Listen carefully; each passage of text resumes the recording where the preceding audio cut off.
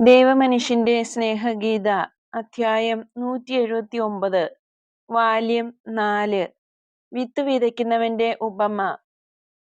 യോർദാൻ നദി തിബേരിയാസ് കായലിൽ ഒഴുകിച്ചേരുന്ന ഭാഗം ഈശോ എനിക്ക് കാണിച്ചു തന്നു. അവിടെ വലത് തീരത്താണ് ബെത്സൈദ എന്ന പട്ടണം. ആ പട്ടണത്തെപ്പറ്റി ഈശോ എനിക്ക് പറഞ്ഞു തന്നു. ഇപ്പോൾ ബെത്സൈദ പട്ടണം തീരത്തുനിന്ന് അല്പം ഉള്ളിലേക്ക് മാറിയാണ് കിടക്കുന്നത്. അത് പണ്ഡിതന്മാരെ ചിന്താക്കുഴപ്പത്തിലാക്കിയിട്ടുണ്ട്. മലയിൽ നിന്നുള്ള മണ്ണ് കഴിഞ്ഞ 20 നൂറ്റാണ്ടുകളായി ഈ തീരത്ത് അടിഞ്ഞുകൂടിയത് മൂലമാണ് ഇപ്രകാരം സംഭവിച്ചതെന്ന് വിശദീകരിക്കപ്പെട്ടിരിക്കുന്നു. പഴയ കാലത്ത് ഈ പട്ടണം നദീമുഖത്ത് തന്നെ ആയിരുന്നു. ധാരാളം വെള്ളമുള്ളപ്പോൾ ചെറിയ വള്ളങ്ങൾ കൊറാസിം വരെയും വന്നിരുന്നു. കായൽ വല്ലാതെ ഇളകി മറിയുമ്പോൾ ബെത്സൈദയിലെ വള്ളങ്ങൾ നദിയിലേക്ക് കയറ്റി സുരക്ഷിതമായി ഇടുമായിരുന്നു. ഞാനിത് നിന്നോട് പറയുന്നത് ഇതിൽ ഒട്ടും താല്പര്യമില്ലാത്ത നിനക്ക് വേണ്ടിയല്ല, ചിന്താക്കുഴപ്പത്തിൽ കഴിയുന്ന പണ്ഡിതന്മാർക്ക് വേണ്ടിയാണ്. ഇനി നമുക്ക് തുടരാം. കഫർനാമിൽ നിന്നും ഹ്രസ്വമായ കായൽ ഭാഗം തരണം ചെയ്ത് അപ്പസ്തോലന്മാരുടെ വള്ളങ്ങൾ ബെത്സൈദയിലെത്തി. മറ്റ് അനേകം വള്ളങ്ങളും അവരെ പിന്തുടരുന്നുണ്ടായിരുന്നു. അവയിലുള്ളവരും ബെത്സൈദയിലെ ജനങ്ങളോട് ചേർന്ന് ഈശോയ്ക്ക് സ്വാഗതമരുളാൻ പോവുകയാണ്. ഈശോ പത്രോസിന്റെ വീട്ടിൽ പ്രവേശിച്ചു. അവിടെ പത്രോസിന്റെ ഭാര്യ ഉണ്ടായിരുന്നു.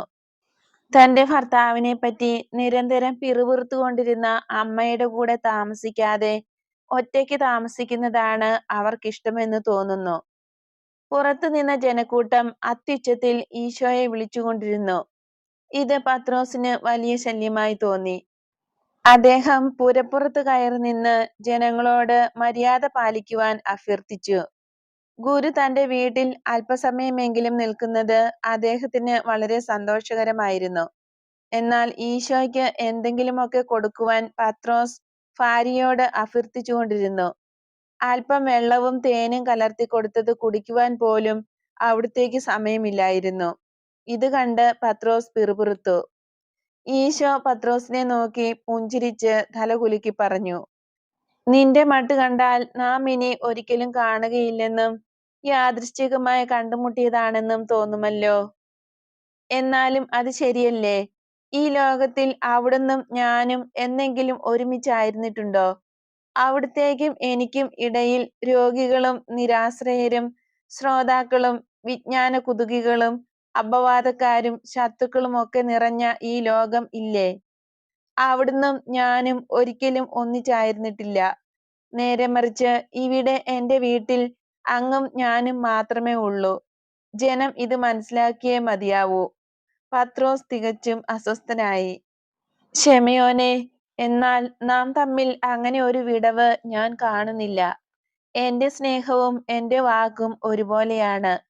ഞാൻ എന്തെങ്കിലും സ്വകാര്യമായി പറഞ്ഞാലും എല്ലാവരോടുമായി പറഞ്ഞാലും അതിൽ എന്തെങ്കിലും വ്യത്യാസം ഉണ്ടാകുമോ? പത്രോസ് അപ്പോൾ തന്റെ വലിയ ദുഃഖം ഏറ്റുപറഞ്ഞു. എനിക്കുള്ള ബുദ്ധിമുട്ട് ഇതാണ്. ഞാൻ ഒരു ഭോഷനാണ്. എന്റെ മനസ്സ് എങ്ങും ഉറച്ചു നിൽക്കുകയില്ല. ഒരു നാൽക്കവലയിൽ നിന്ന് അങ്ങ് സംസാരിക്കുമ്പോൾ അഥവാ മലയിൽ വച്ച് ഒരു വലിയ ജനക്കൂട്ടത്തോട് അങ്ങ് പ്രസംഗിക്കുമ്പോൾ എല്ലാം എനിക്ക് മനസ്സിലാവുമെങ്കിലും പിന്നീട് അതെല്ലാം മറന്നു പോകും. ഇക്കാര്യം ഞാൻ എന്റെ കൂട്ടുകാരോട് പറഞ്ഞപ്പോൾ അവരും അത് ശരിവെച്ചു. മറ്റാളുകൾ, അതായത് അങ്ങയെ ശ്രവിക്കുന്ന മറ്റാളുകൾ അങ്ങ് പറയുന്ന കാര്യങ്ങൾ മനസ്സിലാക്കുക മാത്രമല്ല ഓർത്തിരിക്കുകയും ചെയ്യുന്നു. ഈശോ പറഞ്ഞതുകൊണ്ട് ഞങ്ങൾ വീണ്ടും അങ്ങനെ ചെയ്തില്ല എന്നും ഒരിക്കൽ നിന്നെ ശ്രവിച്ച് ആകൃഷ്ടരായതുകൊണ്ടാണ് വന്നത് എന്നും ഓരോരുത്തർ പറയുന്നത് ഞങ്ങൾ കേട്ടിട്ടുണ്ട്. എന്നാൽ ഞങ്ങളുടെ കാര്യം തടസ്സമില്ലാതെ ഒഴുകുന്ന വെള്ളം പോലെയാണത്. ഒഴുകിപ്പോകുന്ന വെള്ളത്തെ തീരത്തിന് കിട്ടുകയില്ല. വേറെ വെള്ളം ഒഴുകി വരുമെങ്കിലും അതും കടന്നു പോവുകയേയുള്ളൂ. അങ്ങ് പറയുന്നത് എന്നെങ്കിലും വാസ്തവമായി തീർന്ന് അങ്ങാകുന്ന നദി ഞങ്ങൾക്ക് നഷ്ടപ്പെട്ടു പോയാൽ എന്താണ് ഞങ്ങൾക്ക് സംഭവിക്കുകയെന്ന് ഞാൻ ഭയപ്പെടുന്നു. അവിടുന്ന് തന്നിട്ടുള്ള അളവില്ലാത്ത ജലത്തിൽ അല്പവും കരുതി വയ്ക്കാൻ കഴിഞ്ഞിട്ടില്ലാത്ത ഞാൻ ദാഹിച്ചെത്തുന്നവർക്ക് എന്താണ് കൊടുക്കുക? മറ്റുള്ള അപ്പസ്തോലന്മാരും പത്രോസിന് പിന്തുണ നൽകിക്കൊണ്ട് ഇതേ പരാതി പറഞ്ഞു. എല്ലാം ഓർമ്മ വച്ച് ചോദ്യങ്ങൾ ചോദിക്കുന്നവർക്ക് തക്കതായ മറുപടി കൊടുക്കണമെന്ന് ആഗ്രഹമുണ്ടെങ്കിലും കേൾക്കുന്നതൊന്നും ഓർത്തിരിക്കാൻ അവർക്ക് കഴിയുന്നില്ലത്രേ. ഈശോ പുഞ്ചിരിച്ചുകൊണ്ട് ഇപ്രകാരം പറഞ്ഞു: ഞാൻ അങ്ങനെ കരുതുന്നില്ല. നിങ്ങളുടെ കാര്യത്തിൽ ജനങ്ങൾ വളരെ സന്തുഷ്ടരാണ്, തീർച്ചയായും തൃപ്തരാണ്. ഞങ്ങളുടെ എല്ലാവരുടെയും കാര്യത്തിൽ അത് ശരിയാണ്. ജനങ്ങളെ തള്ളിമാറ്റി അങ്ങേക്ക് ഞങ്ങൾ വഴിയുണ്ടാക്കുന്നു, രോഗികളെ കൂട്ടിക്കൊണ്ടുവരുന്നു, ധനശേഖരണം നടത്തുന്നു. ഗുരു അപ്രകാരം തന്നെ എന്ന് ഞങ്ങൾ പറയുന്നത് അത്ഭുതകരം അല്ലേ? ശെമയോനെ, സ്വയം ഇത്രയേറെ താഴ്ത്തിക്കെട്ടേണ്ട. ഞാൻ സ്വയം താഴ്ത്തിക്കെട്ടുകയല്ല, എനിക്ക് എന്നെ അറിയാം. കരസ്ഥമാക്കാൻ ഏറ്റവും ബുദ്ധിമുട്ടുള്ള അറിവ് അതാണ്. എങ്കിലും നിങ്ങളുടെ വലിയ ആശങ്കയിൽ നിന്നും നിങ്ങളെ മോചിപ്പിക്കുവാൻ ഞാൻ ആഗ്രഹിക്കുന്നു. ഞാൻ പറയുമ്പോൾ നിങ്ങൾക്ക് മനസ്സിലാകാതിരിക്കുകയും അത് നിങ്ങളുടെ ഓർമ്മയിൽ നിൽക്കുകയും ചെയ്യുന്നുവെങ്കിൽ യാതൊരുവിധ ഭയമോ മടിയോ കൂടാതെ എന്നോട് ചോദിച്ചുകൊള്ളൂ. നിങ്ങൾക്ക് വേണ്ടി എല്ലാ ദിവസവും കുറെ സമയം ഞാൻ പ്രത്യേകം മാറ്റിവയ്ക്കാം. ആ സമയത്ത് നിങ്ങളുടെ ഹൃദയങ്ങൾ എൻ്റെ മുന്നിൽ തുറന്നു വയ്ക്കണം. ഞാൻ ധാരാളം പേർക്ക് കൊടുക്കുന്നു. നിങ്ങളെ വളരെയേറെ സ്നേഹിക്കുന്ന ഞാൻ നിങ്ങൾക്ക് എന്താണ് തരേണ്ടത്? ദൈവത്തിന് ഇതിലധികം നിങ്ങളെ സ്നേഹിക്കുവാൻ കഴിയുകയില്ല. തീരത്തിന് ഒന്നും നൽകാതെ കടന്നു പോകുന്ന വെള്ളത്തെപ്പറ്റി നിങ്ങൾ പറഞ്ഞു. എന്നാൽ ഓരോ തിരയും തീരത്ത് ഓരോ വിത്ത് നിക്ഷേപിച്ചിട്ടുണ്ടെന്നും അതിൽ നിന്നും ഓരോ സസ്യം വളർന്നു വരുമെന്നും നിങ്ങൾ മനസ്സിലാക്കുന്ന കാലം വരുന്നു. എല്ലാ കാലത്തും പൂത്തു നിൽക്കുന്ന ചെടികൾ നിങ്ങളുടെ മുന്നിൽ കാണുമ്പോൾ അത്ഭുതപൂർവം നിങ്ങൾ പറയും, കർത്താവ് എനിക്ക് എന്തെല്ലാം ചെയ്തു തന്നിരിക്കുന്നു. അപ്പോഴേക്കും നിങ്ങൾ പാപത്തിന്റെ അടിമത്തത്തിൽ നിന്നും മോചനം പ്രാപിക്കുകയും ഇപ്പോൾ നിങ്ങളിലുള്ള നന്മ പൂർണ്ണ വളർച്ച പ്രാപിക്കുകയും ചെയ്യും. എന്റെ കർത്താവേ, അവിടുന്ന് അങ്ങനെ പറയുന്നു. അങ്ങയുടെ വാക്കിൽ ഞാൻ ആശ്രയം വയ്ക്കുന്നു. ഇനി നമുക്ക് നമ്മെ കാത്തിരിക്കുന്ന ആളുകളുടെ അടുത്തേക്ക് പോകാം. സ്ത്രീയെ, നിനക്ക് സമാധാനമുണ്ടാകട്ടെ. ഇന്ന് വൈകുന്നേരം ഞാൻ നിന്റെ അതിഥിയായിരിക്കും. അവർ പുറത്തേക്കിറങ്ങി. ജനങ്ങളുടെ തള്ളൽ ഒഴിവാക്കുവാൻ വേണ്ടി അവിടുന്ന് കായലിലേക്ക് കാലുകൾ വച്ചു. അപ്പോഴേക്കും ഈശോ കയറിയ വള്ളം പത്രോസ് കരയിൽ നിന്നും അല്പദൂരം വെള്ളത്തിലേക്ക് ഇറക്കി. എല്ലാവർക്കും ഈശോയുടെ ശബ്ദം നല്ലവണ്ണം കേൾക്കുന്നതിനും അവിടുന്നും ശ്രോതാക്കളും തമ്മിൽ വേണ്ടത്ര അകലം കിട്ടുന്നതിനും വേണ്ടിയാണ് അപ്രകാരം ചെയ്തത്. ഈശോ ഇപ്രകാരം പറഞ്ഞു: കഫർനാമിൽ നിന്നും ഇവിടെ എത്തിയത് മുതൽ നിങ്ങളോട് എന്ത് സംസാരിക്കണമെന്ന് ഞാൻ ചിന്തിക്കുകയായിരുന്നു. ഇന്ന് രാവിലത്തെ സംഭവങ്ങളിൽ നിന്നും അതിനുള്ള സൂചന ഞാൻ കണ്ടെത്തി. 3 പുരുഷന്മാർ എന്റെ അടുത്ത് വന്നത് നിങ്ങൾ കണ്ടു കാണുമല്ലോ. ഒരാൾ സ്വമേധയാ വന്നതാണ്. രണ്ടാമത്തെ ആളെ എനിക്ക് ആവശ്യമുണ്ടായിരുന്നു. പെട്ടെന്ന് തോന്നിയ ഒരു ഉത്സാഹം കൊണ്ടാണ് മൂന്നാമത്തെ ആൾ വന്നത്. 2 പേരെ മാത്രമേ ഞാൻ സ്വീകരിച്ചിട്ടുള്ളൂവെന്ന് നിങ്ങൾ കണ്ടല്ലോ. എന്തുകൊണ്ട്?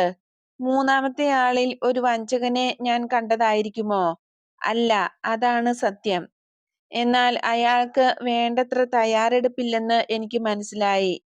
കാണുന്നവർക്കൊക്കെ പിതാവിന്റെ ശവസംസ്കാരത്തിന് പോയ ആൾ ആണ് ഒട്ടും തയ്യാറെടുപ്പില്ലാതെ വന്നതെന്ന് തോന്നും. എന്നാൽ അങ്ങനെയുള്ളത് മൂന്നാമത്തെ ആൾ ആയിരുന്നു. യഥാർത്ഥമായും ധീരമായ ഒരു ത്യാഗം ചെയ്യാൻ തനിക്ക് കഴിയുമെന്ന ബോധ്യം ഇല്ലാതെയാണ് അയാൾ ഒരുങ്ങി വന്നത്. ദൈവത്തെ പിന്തുടരുന്നതിലുള്ള ധീരതയാണ് ശക്തമായ ആത്മീയ തയ്യാറെടുപ്പിന്റെയും എപ്പോഴുമുള്ള തെളിവ്. ഇത് വിശദമാക്കുന്ന ചില യാദൃശ്ചിക സംഭവങ്ങളാണ് പിന്നീട് എനിക്ക് ചുറ്റും നടന്നത്.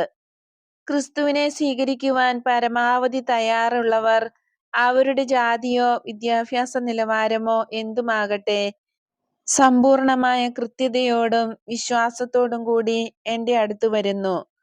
എന്നാൽ വേണ്ടത്ര ഒരുക്കമില്ലാത്തവർ ഒരു അസാധാരണ മനുഷ്യനെന്ന നിലയിൽ എന്നെ പരിശോധിക്കുകയോ സംശയത്തോടും ജിജ്ഞാസയോടും കൂടി എന്നെപ്പറ്റി പഠിക്കുകയോ ചെയ്യുന്നു. അതുമല്ലെങ്കിൽ പല വിധത്തിൽ കുറ്റാരോപണം നടത്തിക്കൊണ്ട് അവർ എന്നെ ആക്രമിക്കുകയും അപമാനിക്കുകയും ചെയ്യുന്നു. ആത്മാവിന്റെ ഒരുക്കമില്ലായ്മയുടെ അനുപാതമനുസരിച്ചായിരിക്കും ഇത്തരത്തിലുള്ള വ്യത്യസ്തമായ പെരുമാറ്റ രീതികൾ ഉണ്ടാകുന്നത്. എവിടെയായിരുന്നാലും തിരഞ്ഞെടുക്കപ്പെട്ട ജനങ്ങളുടെ ആത്മാക്കൾ മിശിഹായെ സ്വീകരിക്കുവാൻ തയ്യാറായിരിക്കും. പിതാക്കന്മാരും പ്രവാചകന്മാരും ജിജ്ഞാസാപൂർവം കാത്തിരുന്ന മിശിഹ ഒടുവിൽ ആഗതനായിരിക്കുന്നുവെന്നും പ്രവചനങ്ങളിൽ പറഞ്ഞിരിക്കുന്ന അടയാളങ്ങൾ നിവൃത്തിയാക്കുന്നുവെന്നും ശരീരങ്ങളിലും വസ്തുവകകളിലും ചെയ്യുന്ന ദൃശ്യമായ അത്ഭുത പ്രവൃത്തികളിലൂടെ അവിടുത്തെ ആത്മീയ വ്യക്തിത്വം കൂടുതൽ കൂടുതൽ വെളിപ്പെടുന്നുവെന്നും അദൃശ്യമായ അത്ഭുത പ്രവൃത്തികളിലൂടെ അവിടുന്ന് പുറജാതികളുടെയും മറ്റും മനസ്സു മാറ്റി അവരെ ദൈവത്തിലേക്ക് തിരിക്കുന്നുവെന്നും ഈ വിശ്വാസികൾ മനസ്സിലാക്കുന്നു. എന്നാൽ കൃത്യമായും മിശിഹായെ പിന്തുടരാനുള്ള ശ്രമത്തെ അത്തരം ആളുകളുടെ മക്കൾ തന്നെ ശക്തമായി തടസ്സപ്പെടുത്തും. ഇത് പറയാൻ എനിക്ക് പ്രയാസമുണ്ട്. എന്നാൽ പ്രതിബന്ധങ്ങളുടെ കാഠിന്യം കൂടുന്തോറും അതിനെ അതിജീവിക്കുന്നവർ അത്രയ്ക്കും ഉയർന്ന ഗണത്തിലേക്ക് കയറിപ്പോകുന്നു. ഇത് ഞാൻ നിങ്ങളെ കുറ്റപ്പെടുത്തി പറയുന്നതല്ല. നേരെ മറിച്ച് നിങ്ങൾ പ്രാർത്ഥനയിലും ധ്യാനത്തിലും കൂടുതൽ ശ്രദ്ധിക്കാൻ വേണ്ടി പറയുന്നതാണ്. എന്തുകൊണ്ട് പുറജാതിക്കാരും പാപികളും എന്റെ പാതയിലൂടെ മുന്നേറിക്കൊണ്ടിരിക്കുന്നത്? ഞാൻ പറയുന്നത് അവർ സ്വീകരിക്കുകയും മറ്റുള്ളവർ സ്വീകരിക്കാതിരിക്കുകയും ചെയ്യുന്നത് എന്തുകൊണ്ടെന്നാൽ ഇസ്രായേൽ മക്കൾ ഒരിടത്ത് തന്നെ നങ്കൂരമടിച്ചു കിടക്കുകയാണ്. ഒരു മുത്തുച്ചിപ്പിയെ പോലെ പിറന്നു വീണെടുത്ത് തന്നെ അവർ കടിച്ചു തൂങ്ങിക്കിടക്കുന്നു. തങ്ങളുടെ ജ്ഞാനത്തിൽ അവർ മുഴുകിയിരിക്കുകയും അതിന്റെ സ്ഥൂലതയിൽ അവർ സംതൃപ്തി കാണുകയും ചെയ്യുന്നു. ഉപരിപ്ലവമായ വിജ്ഞാനത്തെ വലിച്ചെറിഞ്ഞ് അവശ്യം വേണ്ടതായ എന്റെ ഉപദേശങ്ങൾക്ക് ഇടമുണ്ടാക്കി കൊടുക്കുവാൻ അവർ തയ്യാറല്ല. ഇങ്ങനെ ഒരു അടിമത്തത്തിൽ മറ്റുള്ളവർ വീണിട്ടില്ല. ഇങ്ങനെയുള്ളവർ പാവപ്പെട്ട പുറജാതിക്കാരും പാവപ്പെട്ട പാപികളുമാണ്. നങ്കൂരമില്ലാത്ത ഒരു വള്ളം പോലെ അവർ അങ്ങിങ്ങായി ഒഴുകി നടക്കുന്നു. പാവപ്പെട്ട അവർക്ക് സ്വന്തമായ സമ്പാദ്യങ്ങളൊന്നുമില്ല. ആകെക്കൂടിയുള്ളത് തെറ്റുകളുടെ അഥവാ പാപങ്ങളുടെ ഒരു കൂമ്പാരം മാത്രമാണ്. സുവിശേഷം എന്തെന്ന് മനസ്സിലാക്കി കഴിഞ്ഞാൽ ഉടനെ അവർ സന്തോഷപൂർവം തങ്ങളുടെ പാപങ്ങളിൽ നിന്നും ഒഴിഞ്ഞു മാറുകയും പാപത്തിന്റെ ദുസ്വാദിനു പകരം സുവിശേഷത്തിന്റെ തീക്ഷ്ണമായ മാധുര്യം നുകരുകയും ചെയ്യുന്നു. ശ്രദ്ധിച്ചു കേൾക്കുക. ഒരേ പ്രവൃത്തി വ്യത്യസ്ത ഫലങ്ങൾ ഉണ്ടാക്കുന്നതെങ്ങനെയെന്ന് ഒരുപക്ഷെ നിങ്ങൾക്ക് മനസ്സിലാക്കാൻ കഴിഞ്ഞേക്കാം.